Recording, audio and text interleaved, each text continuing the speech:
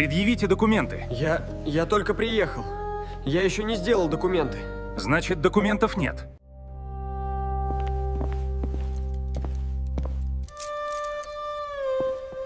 одамон инҷо бисёр, ҳар кас бо дарди худ. онҳо бо умед зиндаанд, бо умеди бозгашт ба назди модар, ватан. ҳама маблағи доштаамро аз дастам гирифтанд. ҳаққи падару модарам, нони фарзандонамро. Свободен. Но без документов больше не попадайся. зиндагӣ идома дорад, дигар интихоб надорам. хастаам шавам, аммо умедам ҳанӯз зинда аст. Салом модарҷон.